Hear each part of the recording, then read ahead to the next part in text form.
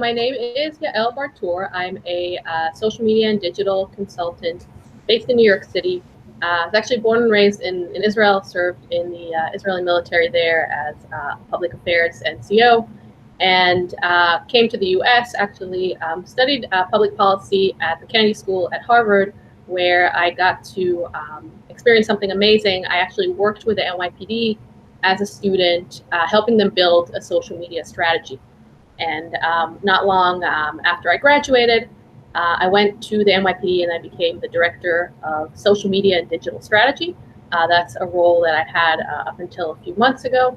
And for 6 years, I ran social media for the New York City Police Department, basically helped build their entire social media apparatus and managed over 200 social media accounts on behalf of the New York City Police Department, largest police department in the country.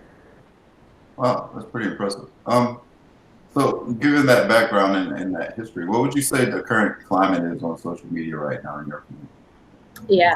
So for anyone who knows a little bit about social media, knows that it's always kind of been a little bit dicey. Tends to get a little negative sometimes. And a lot of it has to do with just the way these social media channels are built, right? They tend to elevate things that are sensational, things that people will react to a lot more. And that's why they kind of, they're a good breeding ground a lot of times for controversy. And I think over the last few months, the climate has been really tough because I think between COVID-19 and then the murder of George Floyd, there's been kind of a bubbling to the surface of a lot of emotions, a lot of anger, and unfortunately a lot of partisanship. So a lot of kind of us versus them. So that's what we see a lot on social media right now. A lot of conflict. It makes it a little more difficult for really anyone to get a message across. But the good news is it also, I think, is a great start for lots of activism, lots of good people who are kind of trying to come together and make some changes. And I think there's always, even within this negativity, there are thousands, if not hundreds of thousands of people who are still listening to what any channel has to say, but maybe not participating in the discussion. So it's very important to remember that we're talking to a lot of people and not just the people who are necessarily commenting and engaging with us.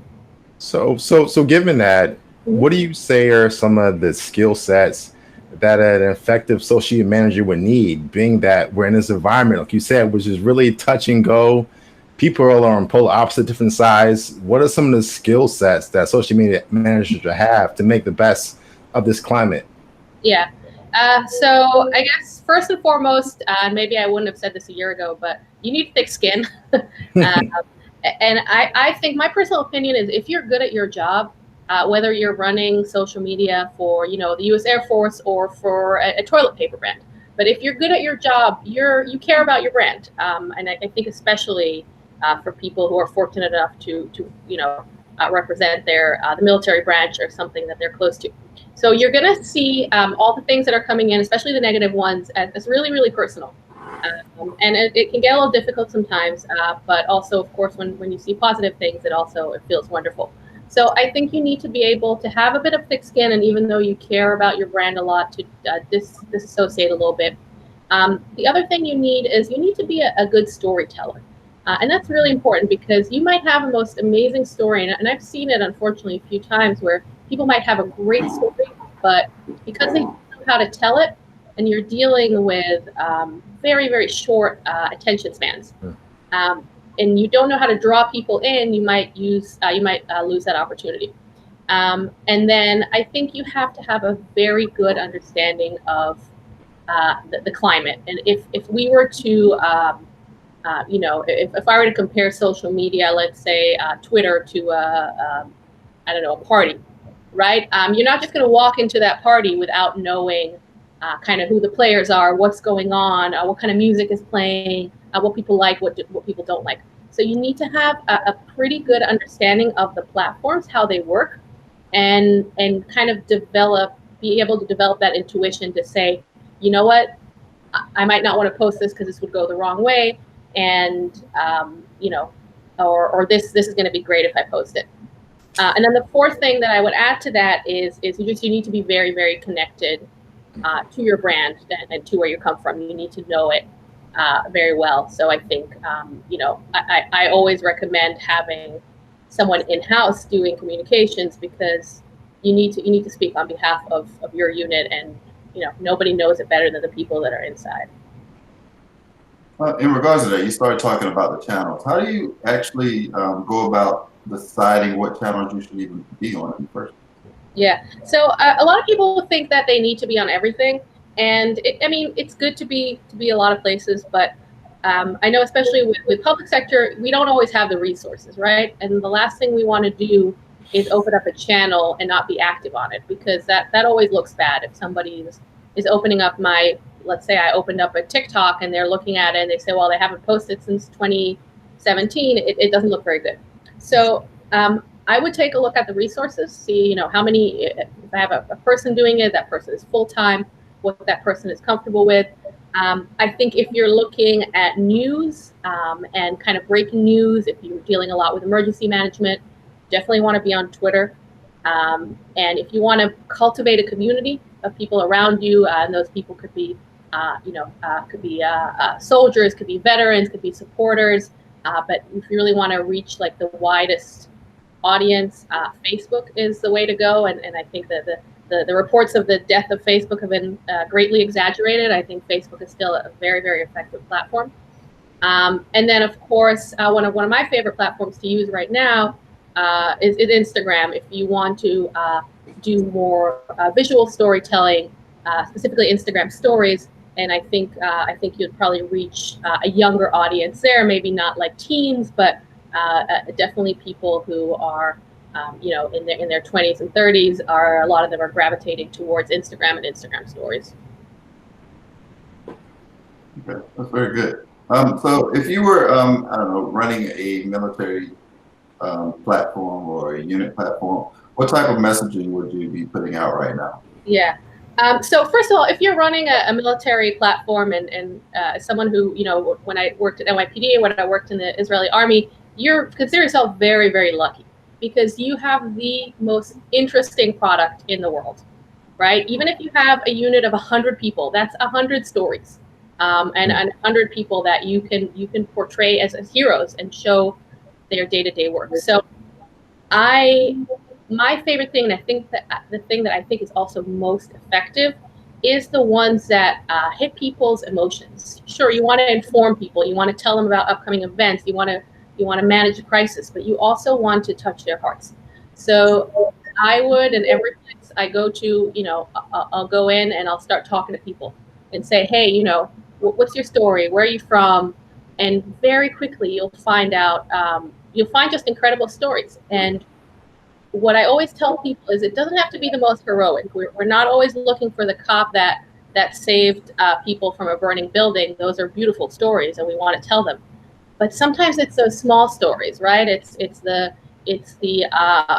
army soldier that was born in a different country and maybe grew up watching American movies and said, hey, I want to be a soldier when I grow up and come to America. So think about those human interest stories that everybody has, and they're just everywhere. You just need to find them. But it doesn't always have to be, the kind of Hollywood, a super heroic kind of Medal of Honor stuff.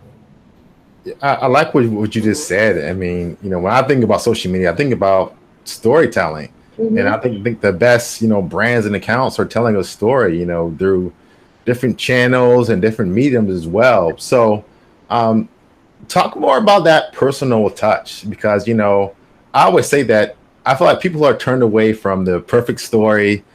They're kind of turned away from the 5-star review. They want to see that you're real, that you have flaws. Can you talk more about pulling out the humanity in your storytelling? Yeah, and I think it's a little more of an art than a science. I think a good way to learn it is to follow some good accounts that tell good stories, and then you can kind of get an idea. I think people on social media have a very good, I don't know if I'm allowed to say this word in DoD, but they have a very good bullshit filter. You can bleep me out later. But they can tell when things are not authentic, and they can tell when things are forced and when things are propaganda. And that's good. That keeps you on top of your game, right? So you have to just look for the things that touch you. Right. If you hear a story of someone, and I'm just trying to think off the top of my head of like, stories. Just today, I heard a beautiful story in Kansas City. A woman called the police at Friday at 4 p.m. My friend happened to answer the phone and said, "Hey, I just won a scratch ticket, $100, and I want to donate it to the cop that was injured." Wow. And this woman, with all the racial tensions, this is an African American woman, wanted to donate the money. It was such a beautiful gesture. They put it out there, of course, very quickly. Cops started a GoFundMe for this woman and raised, I think more than like $100,000 for her now. Wow. So, but by Kansas City PD recognizing like they have something touching in their hands because they were touched when this woman called, that's all you need. These stories are everywhere. You just need to tell them, and if they move you, they'll move other people too. I love what you just said about that, and I'm sitting here thinking that you work with the NYPD, and so my mind goes right to Humans of New York, and I love how they find those regular people and the most amazing stories. So I think it's a really good tip you gave. Yeah, and I always bring it up, and we try to emulate it a lot. And if people aren't familiar with Humans of New York, you don't have to like New York or New Yorkers to enjoy it. But it's really just stories of people in New York that the viewer, the user interviews. And what I specifically like about, and this is kind of maybe more inside baseball stuff, but is that it kind of broke the mold, because remember people were like, oh, nobody reads on social media, right? Right, they're long stories, yeah. But then they're really long. So it comes to show that every rule is made to be broken. And if you have something that's good enough, I would always drive my video people crazy. I would tell them, I want all my videos to be under 2 minutes, except for the ones that need to be over 2 minutes. So, sometimes you're going to have an 8-minute video that everybody is going to like watch from beginning to end. Sometimes you're going to have a really, really long Instagram post that everybody's going to read. So, there are rules to every platform, but the better the story, the better chance you have of maybe breaking those rules and reaching a lot of people. I know we have a lot of leadership in the military and people in general that kind of shy away from social, because they're afraid of making the mistake. Yeah. Are there ways to avoid mistakes on social media, or how do you get by that? Yeah. First of all, I have a lot of empathy for people who don't want to be on social media. We've seen how it can backfire on people. Of course, we always focus on negative, so maybe we don't see as much the positive and the great things that happen through social media. But it can be very dangerous, especially in the era of like public shaming that we're seeing now.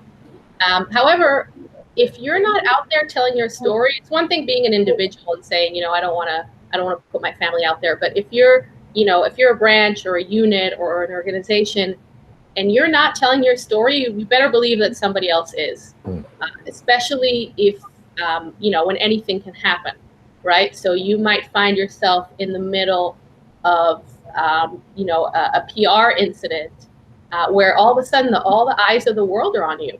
And if you're not prepared, and if you don't have a solid presence, then your story is going to be told by people who aren't you, and you don't know what they're going to say. So I think the danger of not being on it is far greater than the danger of being on it. Now, when it comes to avoiding mistakes, so here are some of my rules. Always have a second set of eyes. Go over things, even if it's in the middle, and we've had this in the middle of incidents, in the middle of bomb threats, everything needs to go out now. There's always a second for somebody else to read it and just make sure that, you attach the right picture, or, you didn't misspell the police commissioner's name or something like that. This stuff happens. Always have a second set of eyes. I think it's very helpful to have a diverse team so you can run things by people who don't think like you. and maybe somebody might say, hey, you know, this is offensive, or, you know, this is actually like, I don't know, you used a word here that some people might misinterpret. I would get a lot of help from our police cadet, who was like, you know, I don't know, was like 12 years old or something. And he was like, you know, I don't know, he was like 19. So I would show him things, and I'd be like, hey, you know, are we trying too hard here? Is this like lame? And, you know, he would say yes a lot of the times. So having a diverse group around you of people to be able to vet your information, and then one of my tricks, or the things that I would make sure that everybody on my team did, is the minute you hit send, you read it again, because everything you didn't catch in the last 45 minutes that you went over the post, once you hit send, you're going to see that typo. And then you can, you can quickly delete it or edit it, but it might be too late 5 minutes later. So after you publish, immediately after you publish, just take another look. Right. I have a question, and this is something that comes up a lot within DoD, is commander's intent. And, you know, I know your time with the NYPD, you were dealing with, you know, commanders and other officials. So how do you blend the storytelling? How do you blend the social media communication with your commander's intent? What are some tips on that? So my theory, my philosophy on social media is that whatever your goal is as a precinct, let's say, for example, in the NYPD, social media should serve that. So I think the intent is very important to kind of work that into your strategy, because whatever, you know, you're not just on social media to get likes, right? You're on social media to tell a story. So that story, the message needs to be whatever is the message of, you know, of your particular unit, of your particular commander. Now, on a personal level, like I said, it's not for everyone. So some people are going to be more comfortable with it, and some people are going to be less comfortable, and it's fine. But I can tell you at NYPD that some of our best accounts were run by commanders who didn't have that experience before. But they're very good at talking to people because it's part of their job, and they're, you know, they have really, really good insight into, you know, how people might react to things. So, you know, I would say even if you're not 100% comfortable with it, you might be surprised. You might actually become very good at it. Okay. That's very good. That's very good. One of the things that we try to, there's kind of a mixed bag on humor. And when you're thinking about like the DOD and the position of military units and things like that, there's some people that are like, okay, you know, it's okay to kind of be lighthearted from time to time. And other people are like, no, we can't go down this road. How do you, what's your insight on that? I mean, do you have an opinion on that, or is that something? Yeah. So I'm a big fan of using humor. I think it's a great engagement tool. I think it's especially great for people who you don't expect to be funny. So, you know, if you're looking at police or DOD or some public agencies, you know, nobody expected the state of New Jersey to be funny on Twitter, right? And then when they are, and if you know, I highly recommend people check out the state of New Jersey's Twitter. It just goes really, really well. That said, it can backfire terribly. And you never want to demean your brand. So you never want to be funny just for the sake of being funny, just for the sake of, you know, getting laughs, because, you know, it just won't, you know, it won't reflect well on you. So my rule of thumb with that is again, ask, you know, if you have a diverse team, and ask people around you, hey, is this funny? Does this work? Will anybody be offended by this? And, you know, what is the worst case scenario? What's the worst that could happen? And if the worst that could happen is that some people on the internet might say like, oh, you're wasting taxpayers' money on this, then you can live with that. But if the worst that could happen is maybe they'll lose respect for you, or maybe somebody might be transferred or lose a job because of this, then, you know, then you might want to rethink it. But you need to, like everything else, you need to think about humor strategically. I have a question. You know, you mentioned that working for the NYPD, that I don't know how you did it, but you managed over 200 accounts. Yeah. So that kind of had me thinking about, you know, we talked to a lot of people in the DOD, and, you know, some people have very small responsibilities, and some are doing a million other things plus social media. And they always are asking us, how do we manage our time? So can you talk about that? You are wearing, 10 hats. How do you do on a social media hat? And, how can you manage multiple accounts when you have a small team or just yourself? Yeah, it's tough. It's tough. And I think luckily people in law enforcement and military are good at multitasking. It's not easy. So I had a team of officers that worked with me, but we oversaw all these accounts, and we had officers at every precinct that were full-time officers. They had other responsibilities, but we also added the responsibility of being a digital communication officer. So really none of them were doing it full-time. And it was difficult. I think the ones that did it best were the ones that were had the whole unit help them out with sharing stories. So if everybody knows, hey, you're the social media guy, you even put up a few flyers, you send out a few emails, and then people might start coming to you and saying, hey, this great thing happened, or I made this arrest, or but you really want it to be a team or a unit effort, because even if you're the social media person, you're still representing the entire team. So the more you can get people feeding you stories, giving you information, then you just need to package it. And then usually if you're naturally kind of always on your phone or always on social media to begin with, which I think a lot of people in our generation are, then it's going to become something that you're going to do more and more when you're off duty as well. And while we can't really tell anybody, hey, you need to monitor this 24/7 when you're off duty, most people, a lot of times, in our generation are still on their phones all the time, looking at it all the time. So it's become something like a little bit more natural to them to also continue that work outside the office. So not that it's expected, but a lot of times it just naturally happens. We have a lot of units that they're out there and they're on social, but they're not doing it well, or they're thinking about getting on social. What are your insights on just starting up and starting to build meaningful relationships on a platform? Yeah. So first, like I said earlier, determine where you want to be, what channels you want to be on. Build yourself a nice home before you start. So you want to make sure that everything's tight. You're shelled, right? Because your social media a lot of times is also your business card. So you want to make sure your profile picture is tight, your cover photo is tight, that everything is sized for social, your bio is in there. Add any legal disclaimers that you need to add up there. We would have to say legally that this is not, our accounts are monitored 24/7, and the social media policy for the city of New York. So make sure you build a nice shell. And then I would recommend having 3 or 4 good posts, writing them up in advance so that you can start pushing them out every day. Now, all of the accounts that we opened at NYPD were new. We opened them all. They didn't exist before before 2014.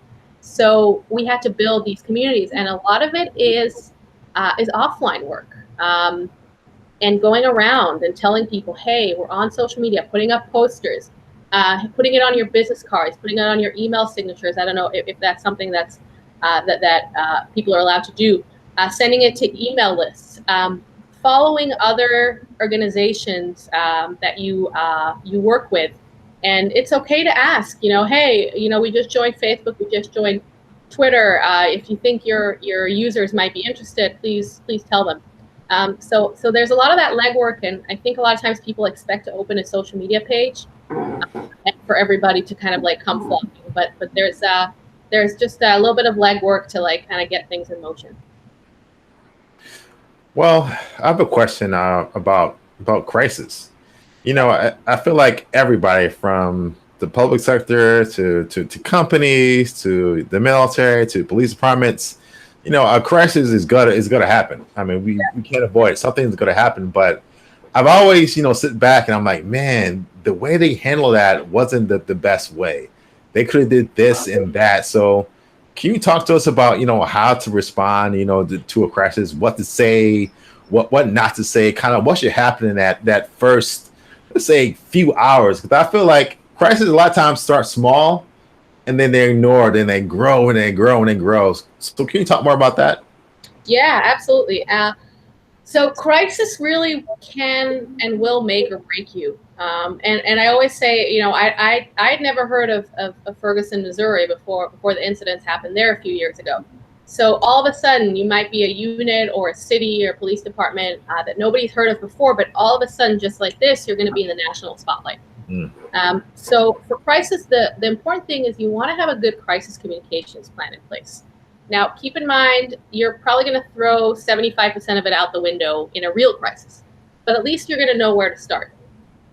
So you want to have a crisis communications plan in place that kind of, you know, decides who the key players are, where you're getting your information, who's allowed to talk and who's not allowed to talk, right? So especially if you oversee multiple units, you might have to very clearly define those lines and say, hey, you know, if something happens, only this unit is going to be addressing it. And then you want to be prepared with templates, with graphics, with anything that you can just kind of plug in there and at the very least tell people, like, you know, put something out, say that we're wherever. And you want to put out your own messaging as well. Okay. So I've seen people in crisis, like, you know, let's say a police department that had a shooting and they wouldn't say anything, and then they retweet a news story. Maybe it's a positive news story, but it's not authentic. Yeah. It's not personal. You want to say, like, hey, we recognize what happened. We're on it. You don't have to say much because, you know, you should never say something that is not accurate or is not official. You can say preliminary things sometimes, but, you know, you want to be able at the very least to say, hey, you know, we're aware of this. We're investigating it. You know, please avoid this area if it's something in public. But you definitely don't want to be caught surprised by a crisis if it happens in 2 a.m. or, right, you know, on your day off. You want to be able to look at your plan and just start going through that checklist and you know, kind of implementing what's appropriate.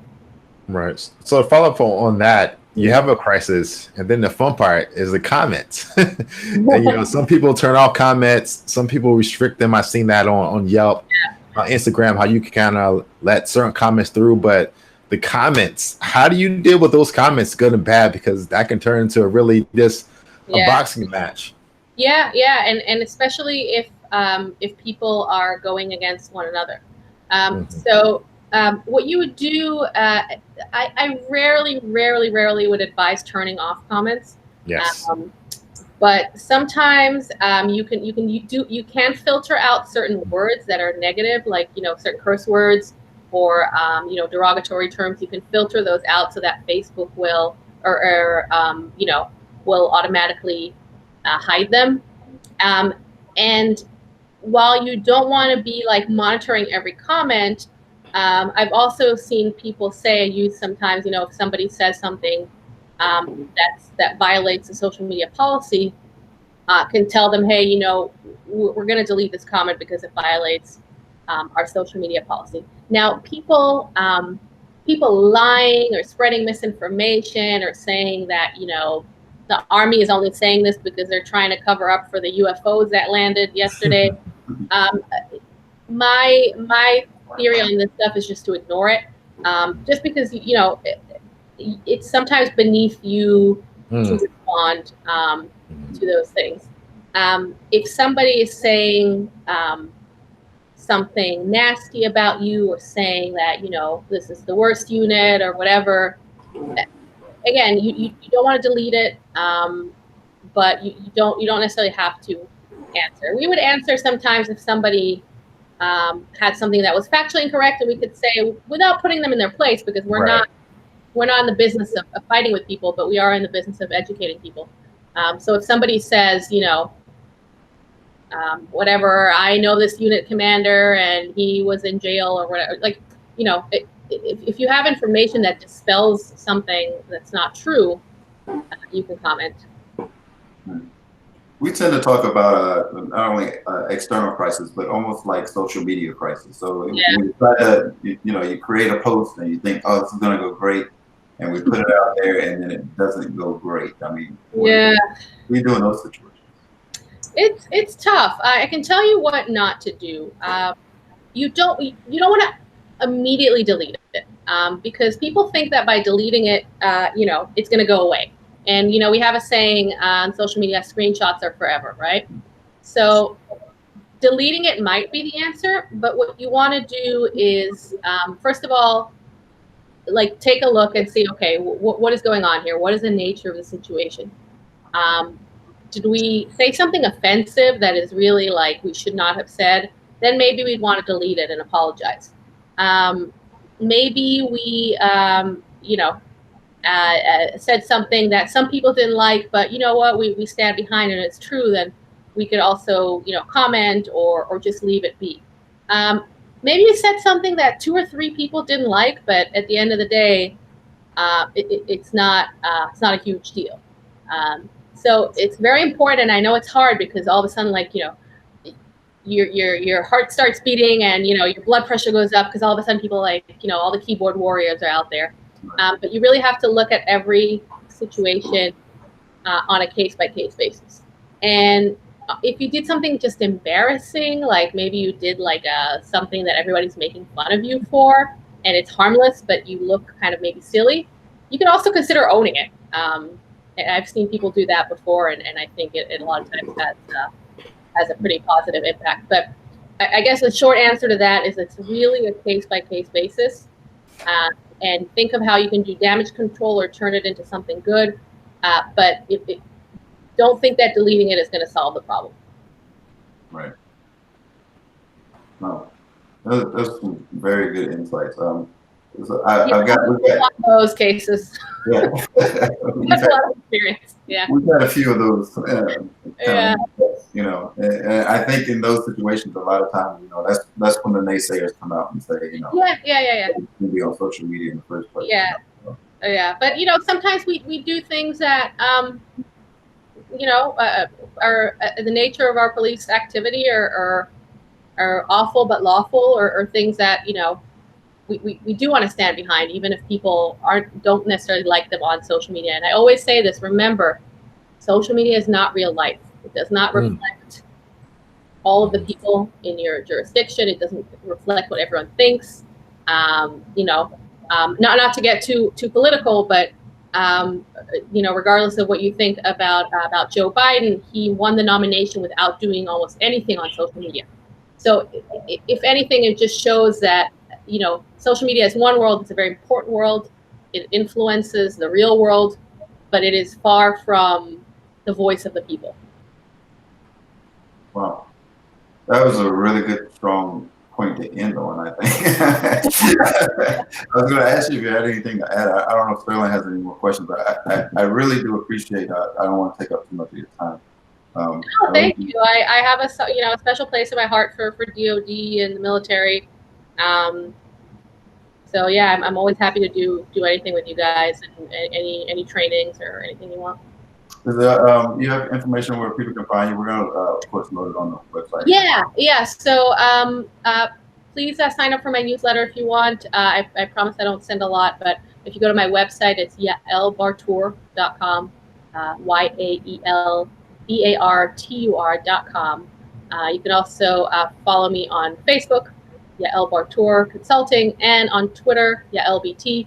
I don't have an Instagram yet because I determined that I don't have the capacity for it right now. So practice what I preach. But also, you can connect with me on LinkedIn as well. I try to share good information for public sector. Anyone who's maybe dealing with the restrictions of being a public sector, military, government, police employee. On the one hand, we have a lot of red tape. We don't have a lot of resources. On the other hand, we have the best stories to tell, right? I always say, like, working in public sector spoiled me for any other job because, you get to represent something we care about. Great. That's awesome. Again, I appreciate your time. And yeah, thank you guys. Yeah, thank you very much. Thank you. All right. Yeah. All right. Thanks. Take care.